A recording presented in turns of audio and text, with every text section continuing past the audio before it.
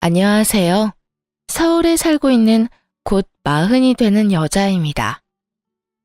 저에겐 형님 한 명과 동서 한 명이 있었는데요. 오늘 소개해드릴 사연은 그 두 사람의 이야기입니다. 할 일은 이해득 씨를 챙기지 않고 묵묵해하는 저와는 달리 형님과 동서는 눈치도 재빠르고 잔머리도 잘 굴리던 사람들이었어요. 형님은 동네 작은 미술학원 선생님이었고 동서는 작은 건설회사의 사무직이었는데 시댁 행사가 있는 날이면 늘 일 핑계를 대며 이리저리 빠져나가더군요. 초등학교 선생님인 저에게 이렇게 말하면서 말이죠. 동서, 이래서 다들 공무원 하는가 보다. 나는 내 마음대로 스케줄을 정하지도 못해. 오늘도 봐봐. 원래 수업 없는 날인데 학부모 연락해와서 꼭 오늘 수업 들어야만 한다니까 어쩌겠어? 요즘 애들도 귀하니 그냥 알겠다 하는 수밖에. 회사원도 별반 다르지 않아요, 형님.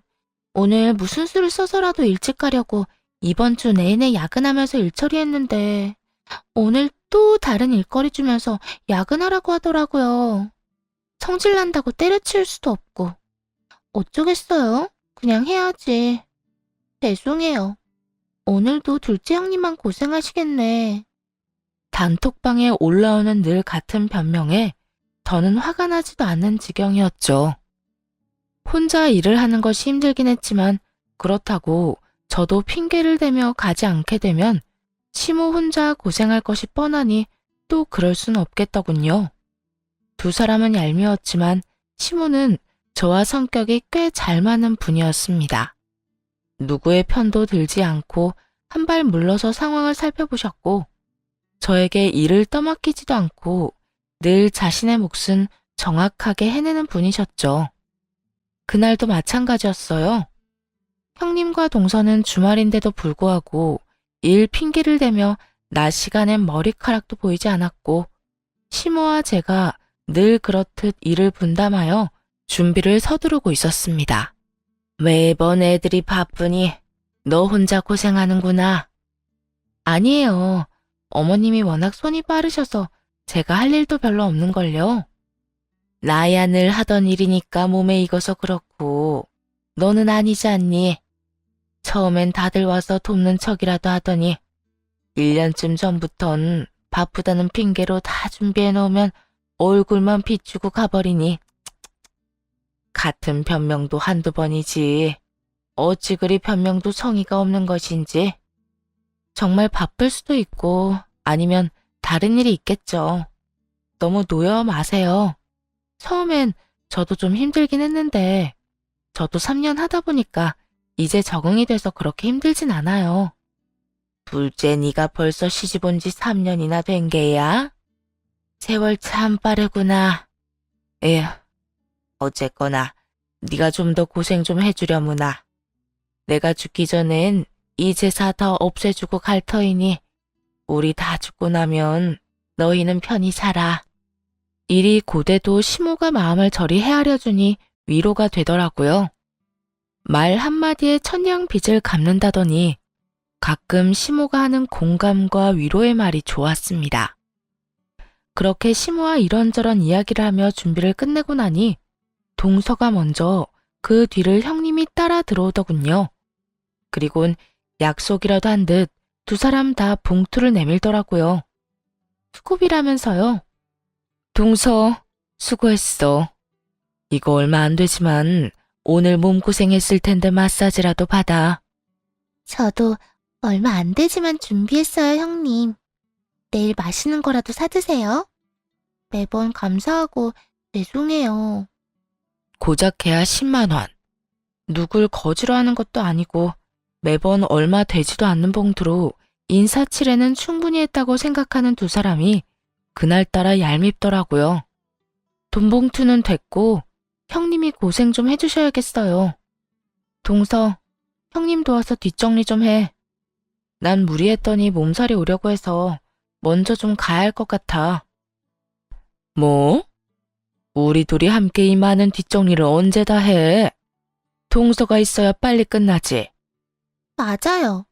형님은 매번 하던 일이지만 첫째 형님이랑 저는 하는 시육만 해서 요령도 에, 그게 아니라 하여튼 형님이 계셔야 빨리 끝나죠. 말 한 번 잘했네. 일도 많이 해봐야 늘고 요령도 생기는 거 아니겠어? 이참에 나 없이 두 사람 호흡 좀 맞춰봐. 그동안 얼마나 이런 일을 안 해봤으면 나 없이 못하겠다는 말이 나오겠어? 시간이 얼마나 걸리든 내 알 바 아니니까 나 붙잡고 늘어지지 마. 이 말에 동서는 가만히 입을 닫았는데 형님이 급발진을 하며 화를 내기 시작하더군요. 동서, 지금 나 들으라고 하는 이야기야? 맏며느리가 돼서 이런 일에 줄곧 빠졌다고 핀잔 주는 거야, 뭐야? 내가 놀면서 안 왔어? 말했잖아. 나도 학부모들이랑 애들 스케줄 때문에 어쩔 수 없었다고. 피차 잘하는 사람들끼리 그 정도도 이해 못해? 제가 뭐라고 했나요? 전 그저 제 몸이 아파서 먼저 가겠단 말을 했을 뿐이고 형님이 저를 붙잡았잖아요. 그래서 두 사람이 좀 알아서 하라고 했는데 제 말 어디에 핀잔이 있었나요? 왜요? 괜히 찔리나 봐요? 형님 말대로 일이 그렇게 돼서 못 온 건데 왜 혼자 제발저린 사람처럼 나를 세우세요? 형님은 어떻게 해서든 말싸움에서 이겨보려 입을 열었지만 그 순간 심호가 나서 그 상황을 깨끗하게 정리해버리더군요. 대놓고 제 편을 들어주며 말이죠. 몸이 안 좋으면 가야지. 둘째, 뒷정리는 신경 쓰지 말고 얼른 가보거라. 몸도 안 좋다는 애가 뒷정리까지 왜 신경을 쓰니? 여기 사람이 몇 명인데. 내가 네 남편한테 나가서 차에 시동 걸어 놓으라 했으니까 얼른 가보거라. 평소엔 며느리들 대화엔 절대 끼는 법이 없던 시모까지 나서 저의 등을 떠밀어주니 두 사람은 아무 말도 하지 못하더군요. 시모는 제가 평소에 좋아하던 음식까지 싸주며 배웅해 주셨고 저는 편안하게 집으로 돌아왔죠. 그리고 다음날 동서에게 연락이 오더라고요. 제가 가고 난 후 시모는 다른 날과는 다르게 뒷정리를 일절 돕지 않았고 그 와중에 형님은 게으름까지 피운 것인지 동서의 하소연은 끝이 보이지 않았습니다. 형님이 가시고 난 후에 첫째 형님이 어떻게 했는지 아세요? 배 아프다면서 화장실 가서 30분, 다리 아프다면서 앉아서 다리 만진다고 30분. 이런저런 핑계대면서 제대로 일도 안 하더라고요. 어떻게 그럴 수가 있어요? 배도 아프고 다리도 아팠겠지.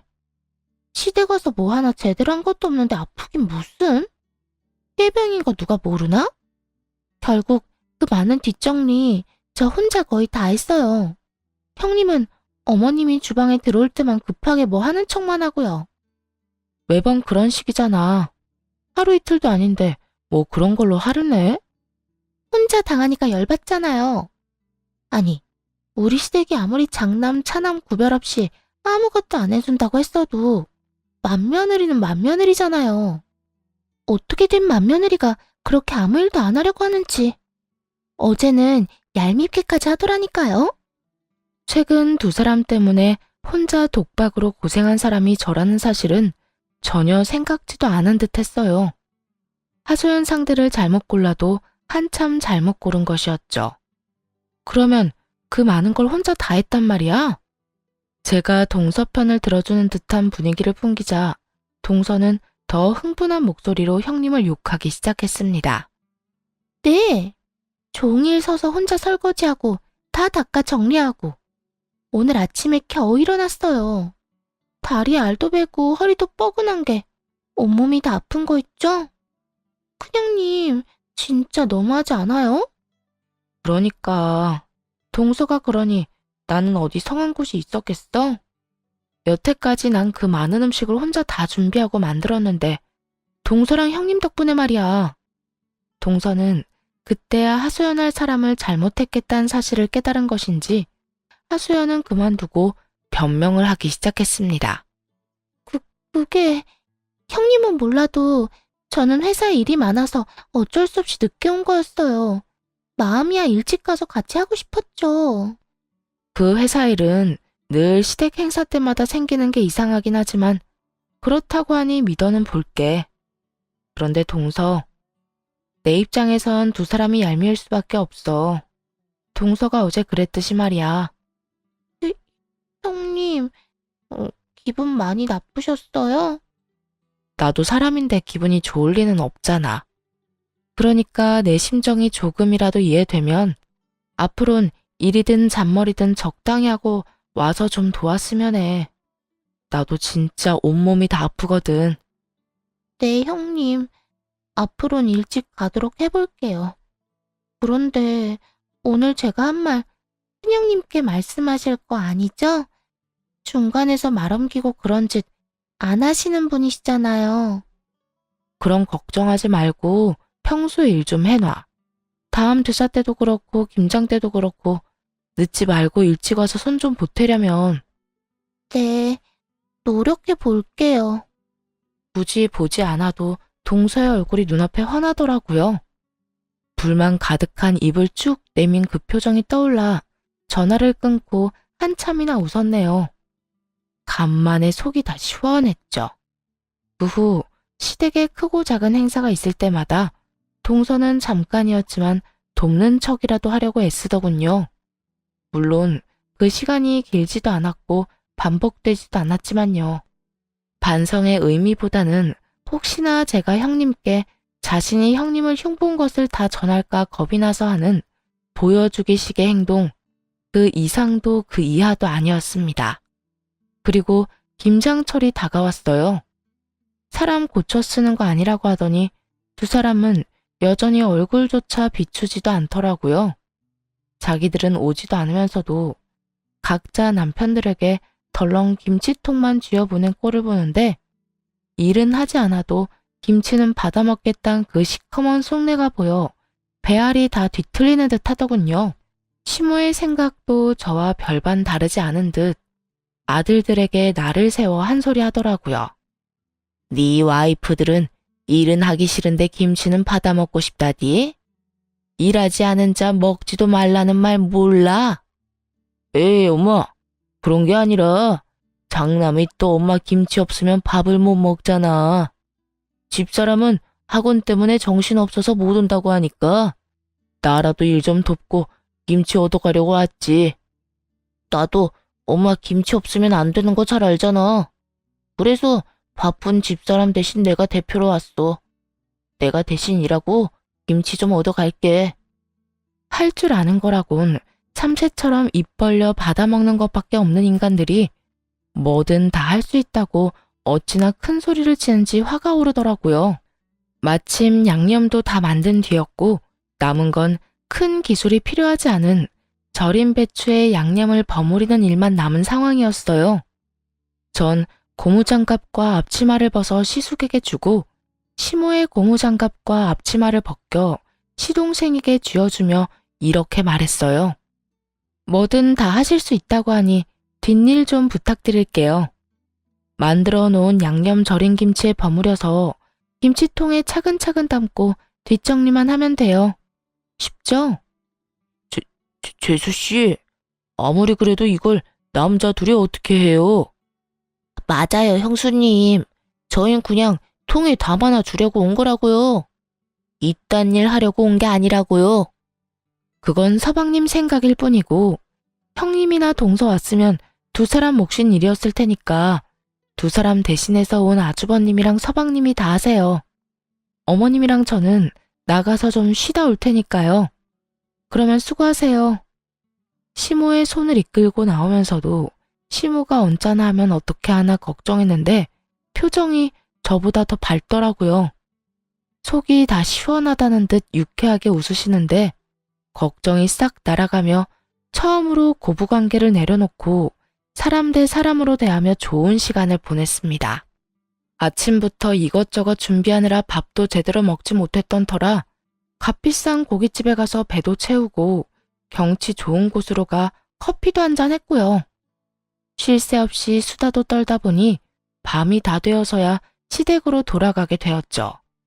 죽이 되든 밥이 되든 이번 김장은 망했다는 생각으로 돌아가니 각자 남편에게 연락을 받고 온 형님과 동서가 일을 다 끝내고 소파에 앉아 저희를 기다리고 있더라고요.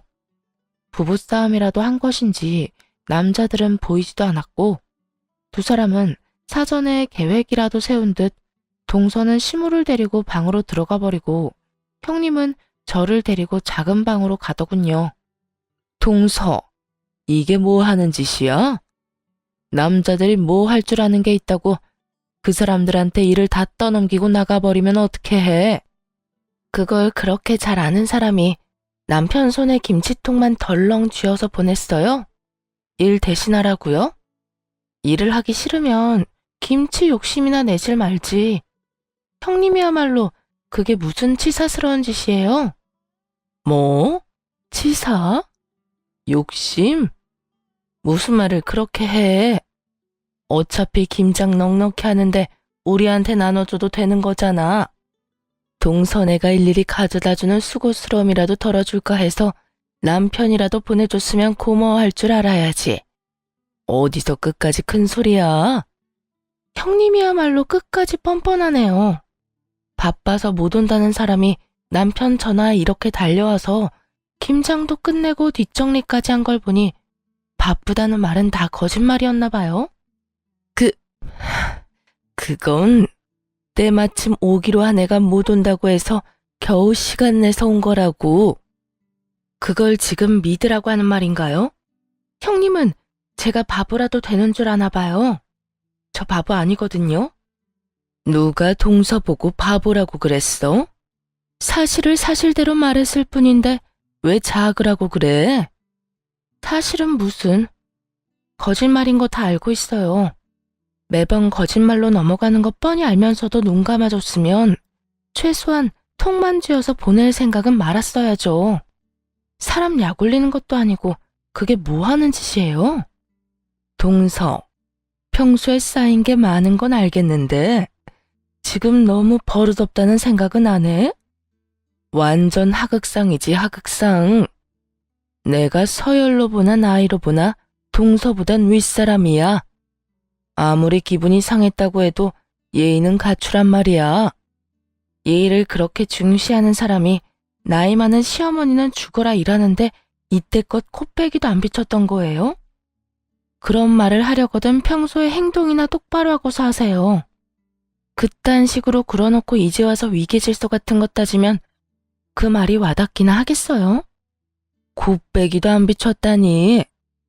나도 그렇고 막내 동서도 그렇고 바쁘기 전에는 누구보다 일찍 와서 일 도맡아서 했어. 이거 왜 이래? 전 그게 언제적 이야기인지 기억도 안 나는데 형님 기억력은 참 남다르네요. 하여튼 전 앞으로도 이런 식으로 형님이나 동서가 치사하게 굴면 똑같이 치사하게 굴 거니까 그런 줄 아세요. 한치의 양보도 없었던 말다툼을 끝낸 후 집으로 돌아가려고 하니 두 사람은 제 몫의 김치는 따로 챙기지도 않았더라고요. 기대도 하진 않았지만 기분이 나쁜 건 어쩔 도리가 없더군요. 이미 형님과 한 차례 실랑이를 하느라 기운이 다 빠져 그냥 집으로 돌아가려는데 시모가 저를 붙잡고 형님과 동서에게 한 소리 하기 시작했죠. 너희, 이게 뭐 하는 짓이야 도대체? 마무리는 너희가 했을지 몰라도 밑작업이랑 양념은 둘째가 다 고생해서 만들었다. 그동안 너희 입에 들어갔던 김치도 마찬가지인데 어찌 이렇게 애들이 마음을 좁겠어?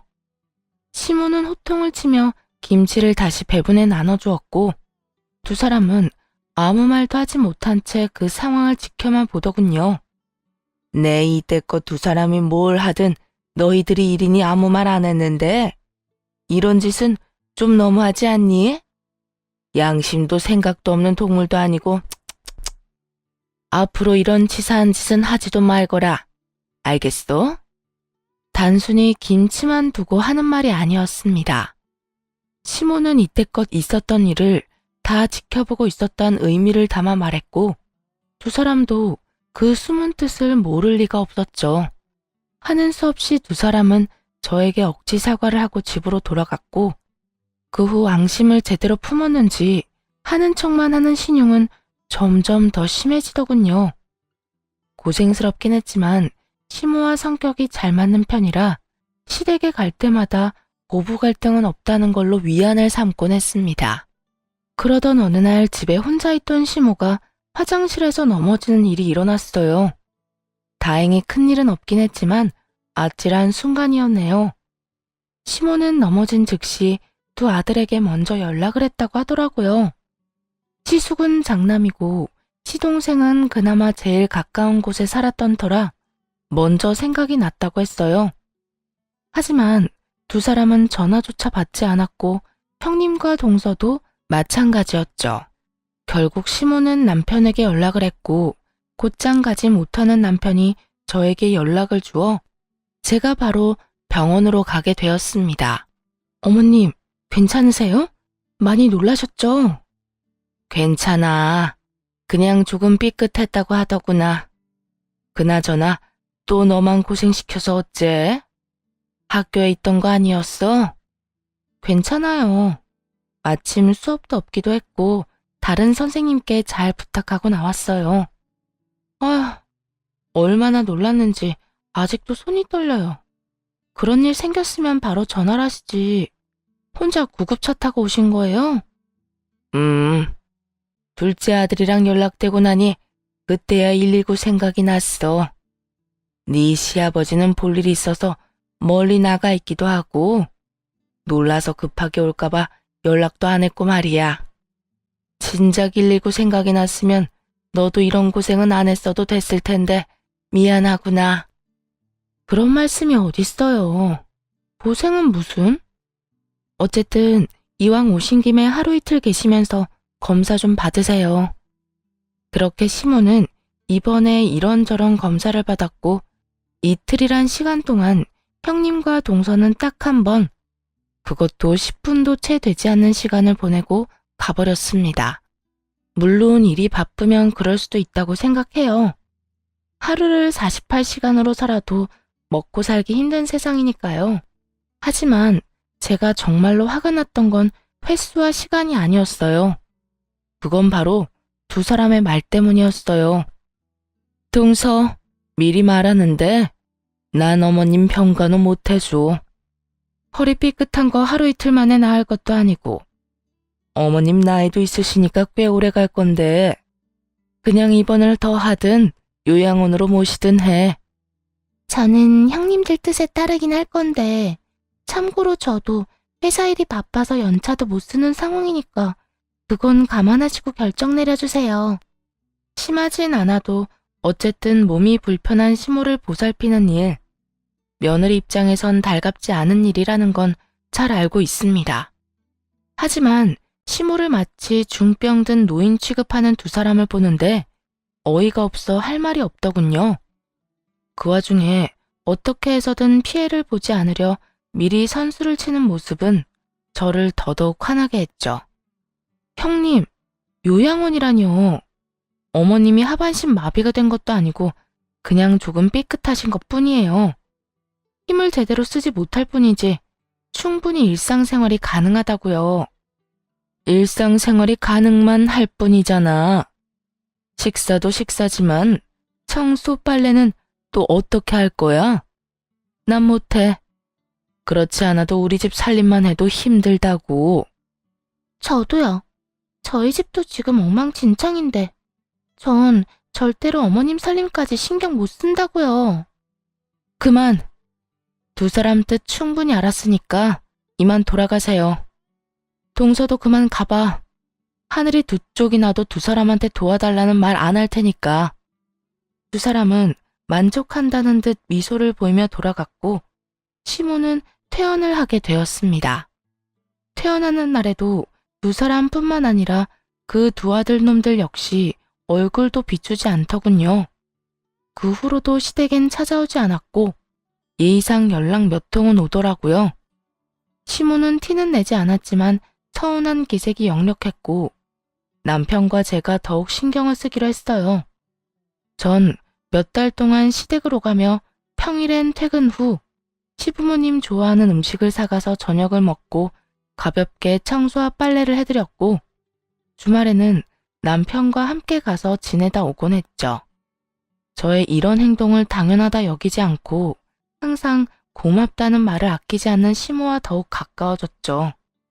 그렇게 2년이란 시간이 지나고 어느 날은 시모가 온 가족을 집으로 부르더라고요. 잦은 일이 아니었기에 모든 식구들이 의아한 마음으로 시댁에 모이게 되었죠. 이렇게 모이라고 한 이유는 미리 재산을 좀 나눠주려고 불렀다. 간단하게 말을 마친 시모는 세 아들에게 각각 통장을 나눠주기 시작했어요. 한 발 뒤에 물러서 통장의 잔액들을 보니 그 금액에 차이가 있더라고요. 시숙은 700만 원, 시동생은 500만 원인 반면 남편의 통장에는 꽤 많은 돈이 들어있었습니다. 시숙도 남편의 통장 금액을 본 듯 언성을 높이며 시모에게 따지기 시작하더라고요. 엄마, 왜 난 700만 원이고 현승이 통장엔 저렇게 많이 들어있는 거야? 형은 700만 원이야? 난 500만 원이야. 둘째 형은 뭐야? 둘째 형은 왜 이렇게 많아? 1, 2천도 아니고 5억이잖아, 5억.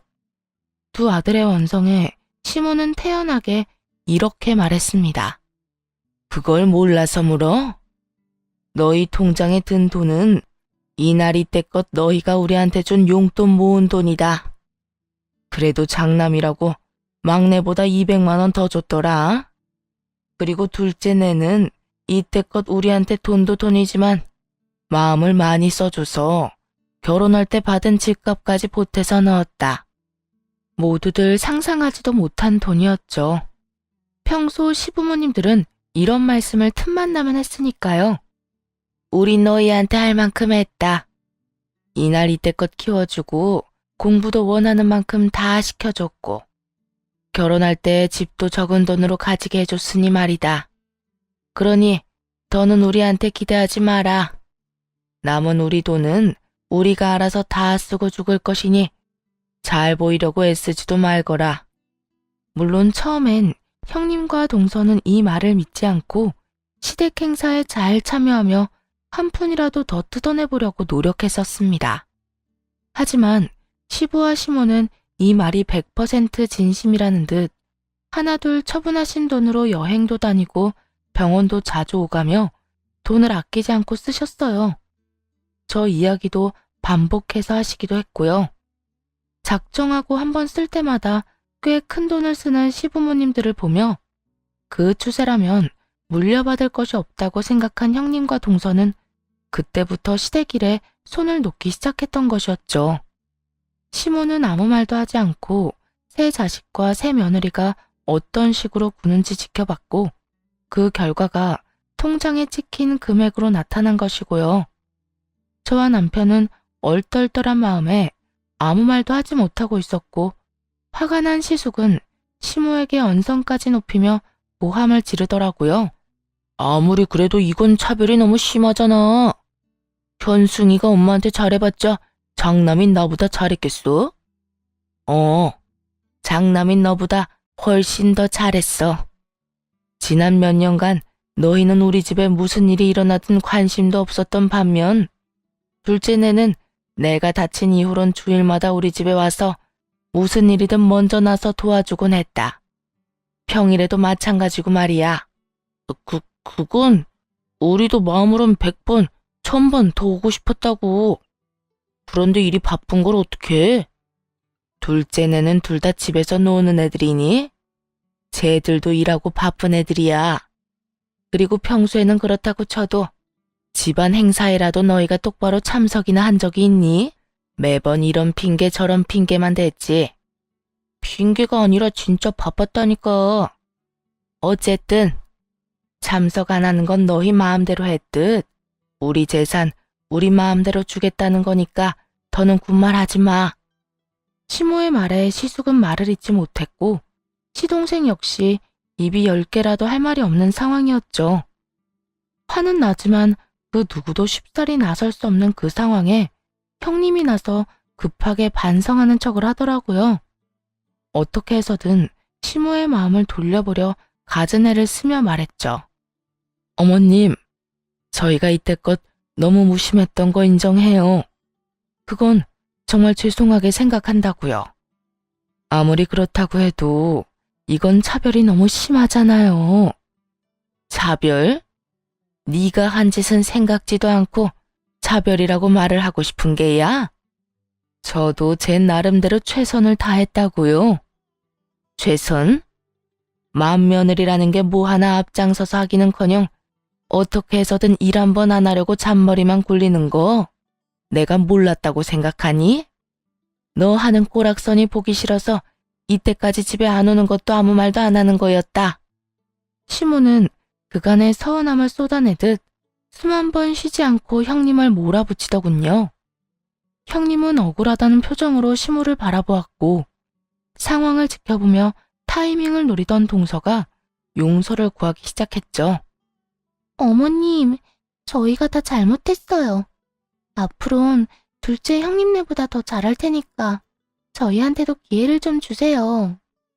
기회는 몇 년 동안 충분히 줬다. 긴 시간 지켜보고 깊이 생각하고 내린 결론이니 긴 말 하지 마. 장남, 차남 구별 없이 다 안 주신다고 하셔놓고 이건 좀 아니잖아요. 어머님께서 이렇게 따로 챙겨둔 돈이 있다는 걸 알았다면 저흰 둘째 형님네보다 더 잘했을 거라고요. 돈 바라고 하는 효도가 무슨 의미가 있어? 그리고 둘째네는 우리가 이럴 줄 알고 그렇게 잘한 줄 알아? 뭐 좀 알았는지 누가 알겠어요? 말이야 바른 말이라고 요즘 같은 세상에 누가 시댁일에 나서서 하고 싶겠냐고요. 특히나 맏며느리도 아닌데요. 너희 다 똑같이 아무것도 모르는 상황이었고 그 상황에서 둘째네만 우리한테 헌신적이었어. 난 줄 돈 다 줬고 더는 번복할 생각 없으니 얼른 다 돌아가. 속 시끄러워. 시모는 방으로 들어가 버렸고 형님네를 선두로 동서네까지 화가 잔뜩 난 채 나가버리더군요. 그땐 다신 시댁에 발길도 하지 않을 사람처럼 화를 내곤 가버리더니 그 후 시댁에서 일이 있을 때마다 누구보다 빠르게 와서 온갖 일을 스스로들 하더군요. 그 얼마나 속이 훤히 보이는 아부질인지 보는 제가 다 민망할 지경이었습니다. 시모 역시 같은 마음인지 어느 순간부턴 저에게 연락이 오더라고요. 아가, 오늘도 일찍 올 필요 없다. 천천히 볼일 다 보고 늦게 오거라. 네? 설마 형님이랑 동서 벌써 왔나요? 아침부터 와서 안 해도 되는 일까지 다 한다고 난리들이다. 진작 저렇게 좀 하지. 이제 와서 저런다고 달라지는 것도 없거늘. 하여튼 여기 상황은 이러하니 너까지 와서 힘쓸 필요 없어. 네, 알겠어요. 그러면 시간 맞춰서 갈게요. 그래, 정 바쁘면 안 와도 되니까 여긴 너무 신경 쓰지 마. 이렇듯 완벽하게 제 편이 되어버린 시모와 뒤늦게 효도하는 척을 하는 형님과 동서 덕분에 편안한 시집살이가 시작되었습니다. 혹시나 제가 일손을 거들지 않는다고 화를 내면 어쩌나 했는데 두 사람은 오히려 늦게 오는 제가 더 달가운 분위기였어요. 제가 늦으면 늦을수록 자신들이 더 점수를 딸 수 있을 거라 착각하는 듯했죠. 그 헛수고를 언제까지 하려나 했더니 1년도 채 되지 않아 두 사람은 약속이나 한 듯 돈 타령을 하기 시작했습니다. 그날은 아무 날도 아닌데 형님과 동서가 아침부터 시댁을 찾아왔더군요. 마침 주말이었던 터라 저흰 늘 하던 대로 시댁에서 하루 자고 일어난 참이었죠. 척 보아도 작정을 한 얼굴이었는데 훤히 보이는 속내만큼이나 말 또한 돌리지 않고 바로 본론을 꺼내놓더라고요. 어머님도 잘 아시죠? 요즘 애들 유학은 기본이라는 거. 그래서 어머님 장손도 유학을 보내려고 하는데 아시다시피 저희가 그만한 여유가 없어요. 아버님이랑 어머님께서 좀 도와주시면 안 될까요? 그러니까 네 말은 네 아들 유학비를 우리한테 부담해라. 이 뜻이야? 네, 부탁 좀 드릴게요. 여유가 없으신 것도 아니고 여유 되시잖아요. 그리고 집안에 장남이랑 장손이 잘 돼야 좋은 거 아니겠어요? 우리 아들이라서 하는 말이 아니라 앞길만 잘 닦아주면 훨훨 날 수 있는 애라고요. 아무리 부모 욕심은 끝이 없다지만 정규 수업도 잘 못 따라가서 성적은 늘 하위권에 과외란 과외는 다 하고 있는 걸 아는데 외국에 보낸다고 한들 뭐가 달라질까 싶더군요. 시모의 생각도 저와 별반 다르지 않았는지 형님에게 따끔하게 한 소리 하더라고요. 네 아들 영어는 제대로 할 줄이나 아니? 가서 배우는 것도 기본적인 건 할 줄 알아야 보내는 거지.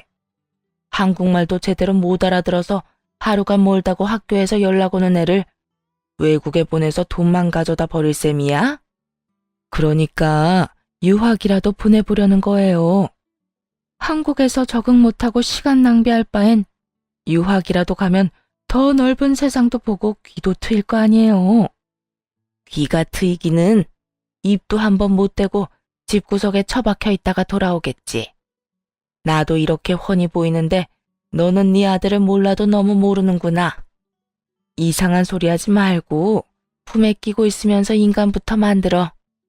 시모의 말에 비웃음을 픽 하고 뱉어낸 동서는 급하게 헛기침을 하더니 자신의 본론을 꺼내놓더라고요. 어머님, 막내 아들 좀 도와주셨으면 해서 찾아왔어요. 대체 뭘 도와달란 말이니? 어머님 막내 아들이 요즘 회사 생활을 너무 힘들어해요. 얼마나 스트레스가 쌓였으면 하루가 멀다고 술만 마시고 들어오고 입맛도 없는지 밥도 제대로 못 먹어요. 저러다 사람 잡겠어요. 그래서 하고 싶은 말이 뭐야? 네 남편이 힘들어하는데 나한테 뭘 어쩌라고 이렇게 서론이 길어? 아니, 요즘 일이 힘들어서 그러는가 사업 이야기를 계속 꺼내던데 좀 도와주시면 안 될까요? 많이도 아니고 가게 얻을 돈만 좀 도와주시면 저도 회사 그만두고 남편 도와서 열심히 꾸려볼게요. 사업? 그러니까 장사를 하고 싶다 이 말이지? 네, 커피 가게나 옷가게 아니면 음식점도 생각하고 있어요. 도와주시기만 하면 뭐든 열심히 할 수 있어요. 제대로 계획을 세운 것도 아닌데 돈부터 내놔라. 내가 너희 은행이라도 되는 줄 아는가 본데 어림도 없다. 그거야. 일단 투자만 해주시면 그때부터 제대로 된 구상을 하려고 했어요. 돈 해주신다고 확답만 주시면 사업 계획서 제대로 작성해서 보여드리면 되잖아요. 내 아들 내가 잘 아는데 그 녀석은 사업할 만한 그릇이 못 돼. 헛바람 넣지 말고 다니던 회사나 잘 다니게 해. 밥이라도 먹고 살려면. 어머님, 무슨 말씀을 그렇게 하세요? 어머님 막내 아들, 어머님이 생각하시는 것보다 야망이 큰 남자라고요. 그까짓 월급쟁이로 만족할 사람이 아니라고요. 네가 월급쟁이 남편으로 만족하지 못하는 거겠지. 그렇게 네 남편 사업시키고 싶으면 네 친정 가서 받아다 해. 우린 땡전 한 푼 없으니까. 두 사람의 터무니없는 요구가 모조리 실패로 끝난 후 형님과 동서는 이대로는 안 되겠다 싶었는지 공치사를 늘어놓기 시작했죠. 어머님, 해도 너무하시네요. 저랑 동서 근 1년 동안 시댁 일이라면 그게 무슨 일이든 먼저 나서서 다 해결했어요. 그게 잡일이든 뭐든 가리지 않고 본업보다 더 열심히 했다고요. 이 정도 했으면 둘째만큼은 아니더라도 조금은 주실 수도 있잖아요. 맞아요, 어머님. 저희도 할 만큼 했는데 도대체 언제쯤 재산 좀 나눠주실 거예요? 주는 사람 마음도 중요하지만 받는 사람이 필요할 때 주셔야 그 고마움이 더 큰 거 잘 아시잖아요. 저희 지금 돈 필요하다고요. 너희 지금 내 앞에서 공치사 짓거리라도 하겠다는 거야, 뭐야? 내가 너희한테 언제 일하라고 부추기기라도 했어? 너희 스스로 콩고물이라도 떨어질까 싶어서 헛수고한 거 아니냐? 돈을 주실 게 아니었으면 저희가 그렇게 일할 때 하지 말라고 하셨어야죠.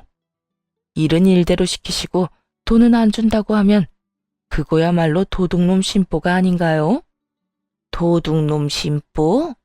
첫째 너 말 한번 잘했다. 고작 1년 눈에 훤히 보이는 아부나 떨어놓고 그 큰 돈을 내놓으라고?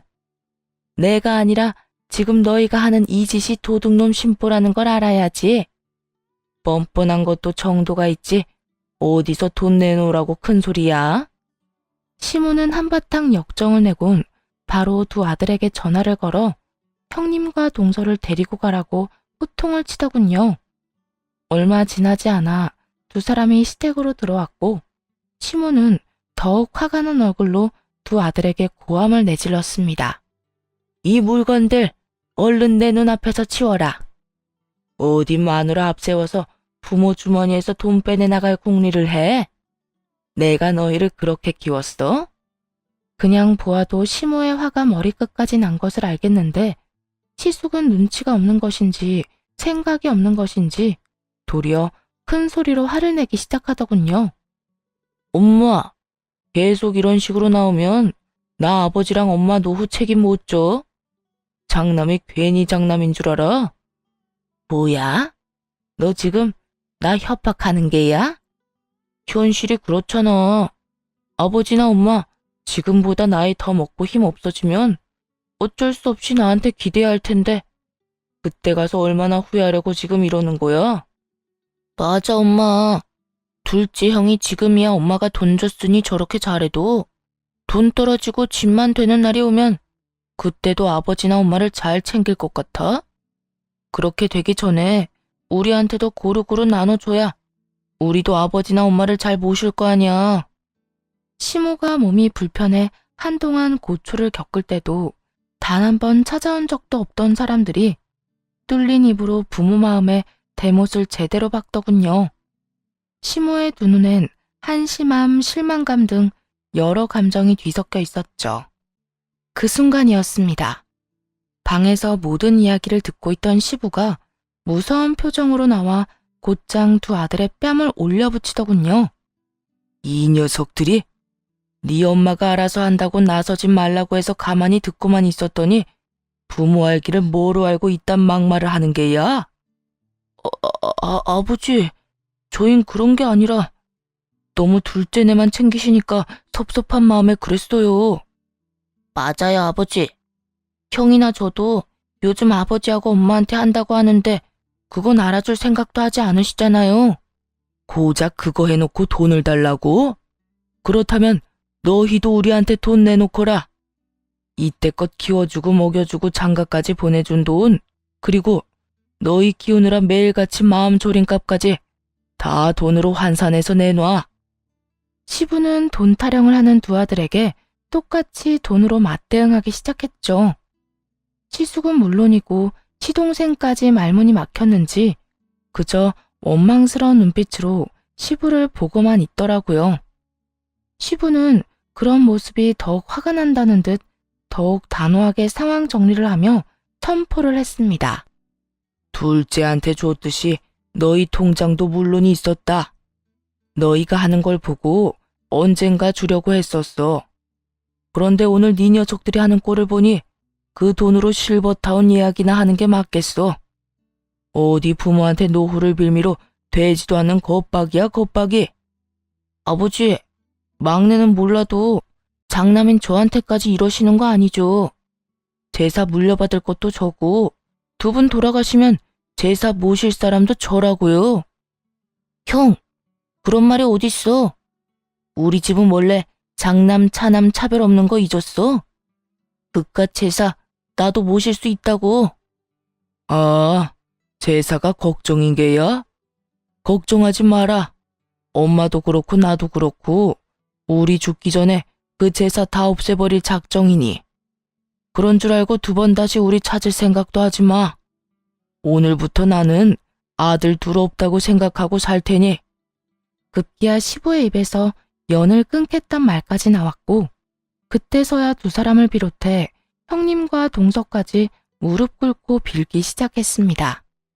잘못했다, 생각이 짧았다, 다신 그런 말 하지 않겠다며 빌었지만 소용없는 짓이었죠. 이미 시부와 시모의 마음은 돌이킬 수 없는 상태였고 한 번 뱉은 말을 주워 담을 생각이 전혀 없어 보였으니까요. 결국 네 사람은 집에서 내쫓기게 되었고 시부와 시모는 그날 밤 참 많이도 우셨습니다. 저인 섣불리 부모님을 위로할 수도 없는 상황에 그저 그 자리를 지킬 뿐이었죠. 그 후 시부와 시모는 아예 이사까지 했고 전화번호도 바꿔버리더군요. 시부모님들과 어떤 방법을 써도 연락이 닿지 않자 형님과 동서는 저를 찾아와 들들 볶기 시작했어요. 동서는 알고 있지? 아버님, 어머님 어디로 이사했는지 알고 있잖아. 모르는 척 거짓말할 생각하지 말고 얼른 주소나 나한테 보내. 주소 알려주기 그러면 바뀐 번호라도 알려주세요. 연락이라도 닿아야 무슨 말이라도 해볼 텐데. 아예 연락도 끊어버리셨다고요. 자식들이 연 끊는 경우는 봤어도 부모가 자식 버리는 경우는 무슨 경우야 진짜? 동서, 자식들이 부모 버리는 건 당연하고 부모가 자식 버리는 건 안 당연해? 무슨 말이 그래? 부모들도 자식이 잘못된 행동하면 연도 끊을 수 있는 거야.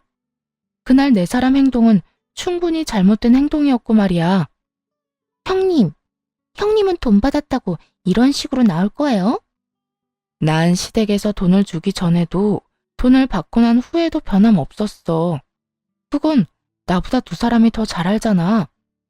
저를 향해 노골적으로 화풀이를 하는 동서에게 한마디 쏘아붙이곤 형님에게 엄포를 놓기 시작했습니다. 형님, 전 주소 알고 있어도 알려드릴 생각 없어요. 그러게 평소에 좀 잘하지 그랬어요. 이제 와서 이러지 말고요. 그리고 앞으로 우리 집에도 찾아오지 마세요. 뭐야? 동서가 뭔데 나한테 명령질이야?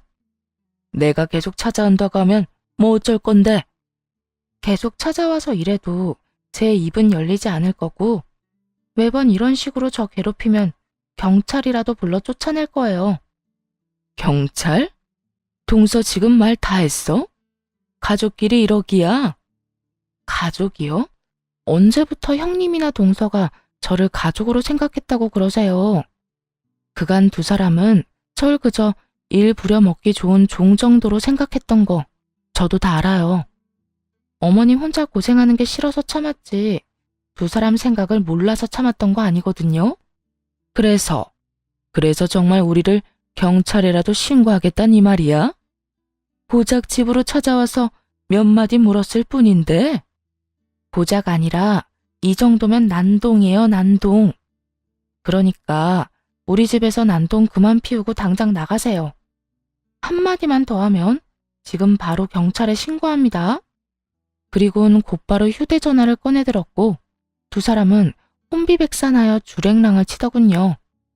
그 뒤로도 두 사람은 포기하지 않고 집으로 찾아왔고 결국 저희도 이사를 하게 되었습니다. 전화번호도 바꿔버렸고요. 그러게 평소에 중간이라도 하지 잔머리만 굴리며 시댁 무시하더니 제 몫을 놓친 것도 모자라 부모님이라는 든든한 뒷배마저 사라진 꼴이 보기 좋다 싶었네요. 그 후 들어보니 형님네는 당연히 장남 몫이 있을 거라 생각했는지 머리도 나쁜 아들 교육시킨다고 가랑이가 찢어졌다고 하더군요. 빚내서 학군 좋은 곳으로 이사도 하고 과외도 계속 시키고 있다고요. 동선에도 썩 유쾌한 상황은 아니었습니다. 시동생과 동서는 결국 회사는 그만두고 퇴직금과 퇴출을 받아 가게를 오픈했지만 6개월도 채 되지 않아 망하기 직전이라는 이야기를 들을 수 있었네요. 그렇게 2년 가까운 시간이 지났어요. 그 사이 시부모님들은 친정 근처로 이사를 했고 저희도 그 근처로 집을 다시 옮겼어요. 시부모님들은 마음이 많이 안정된 상태이고 요즘에 친정 부모님들과 자주 시간을 보내고 있습니다. 저녁이면 함께 산책 겸 운동도 하시고 낮에는 함께 모여 식사도 하며 느즈막이 좋은 친구 사이로 가깝게 지내고 있어요. 매년 2번 여행을 다니시곤 하는데 저희는 시부모님께 받은 돈을 여행 경비로 쓰고 있어요. 저희 이름으로 된 집도 있고 버는 돈으로 충분히 생활이 되기도 하기에 그 돈을 욕심내지 않고 감사한 마음으로 부모님들을 위해 쓰기로 한 것이죠. 앞으로도 이렇게만 살아가려고요. 저희 생활도 잘 즐기고 부모님들도 즐겁게 하루하루를 지낼 수 있게 말이에요. 이렇게 사연이 끝이 났네요. 긴 이야기였을 텐데 끝까지 들어주셔서 감사합니다.